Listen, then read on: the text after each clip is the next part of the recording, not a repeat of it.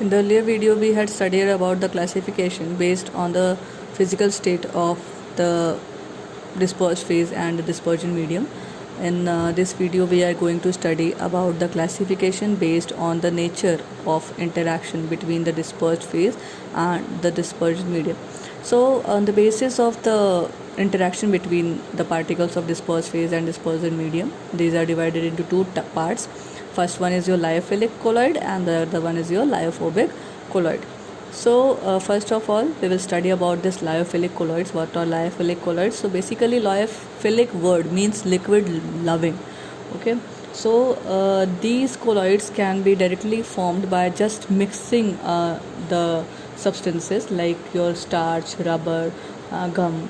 Okay, and these can be prepared by just simply mixing it. And also one important property of this lyophilic colloid is that when the components of the lyophilic colloids are separated, then we can get the colloid back just by simply mixing the separated components again. Okay, so this is the basic property of lyophilic colloids. That is why it is also known as reversible colloid. Next is your lyophobic colloids. So as the name is, lyophobic means liquid hating. Okay, so once these lyophobic colloids are not prepared by just mixing the substances, these need special kind of methods for its preparation. And also it is different from the lyophilic colloids because it is irreversible in nature. That is, once the components of the lyophobic colloid are separated, then we cannot get it back just by mixing it. Okay, or you can also say that we cannot get it back once the components of the lyophobic colloid are separated. Okay, so that is why it is known as the irreversible colloid. Okay, so this is the all about your lyophobic colloids and lyophobic colloids. Next we move to our next topic, which is your classification based on the type of particles of the dispersed phase.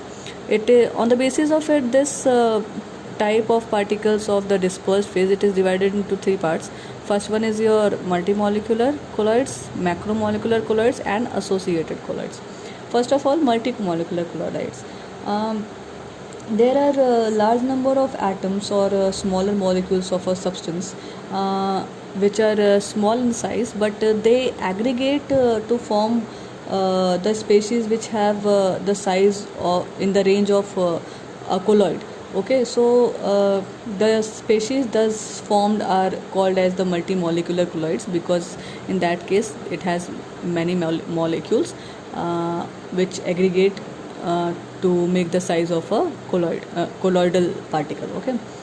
Next one is your macromolecular colloids. So macromolecular colloids are basically those colloids which are formed by the large sized molecules, because there are many molecules in nature which are as large as the size of the colloidal particle. Okay, like protein, starch. These are the examples of macromolecular colloids. So macromolecular colloids are those colloids which are formed by the large molecules. Next one is your associated colloids. There are many colloidal solutions which at lower concentration behave as a normal strong electrolytes, but at higher concentration behave as a colloidal solution. Okay, so these are basically formed by the aggregation of the molecules. The aggregated particles thus formed are called micelles, and these are also known as associated colloids. Okay, and the formation of micelles takes place only above a particular temperature known as the Kraft temperature. Okay, so basically the Kraft temperature. Okay, so basically the Kraft temperature is the minimum temperature which is required for the formation of the micelle, And one more term is here, CMC, which is known as your critical micelle concentration. Okay, this is your critical micelle concentration. So basically the above means critical micelle concentration is the concentration required for the formation of the micelles. Okay, so micelles are a very good examples of associated colloids. So these are the types of colloids based on different facts. Okay, so this one is on the basis of the nature of the interaction, it is of two types, lyophilic and lyophilic, and on the basis of the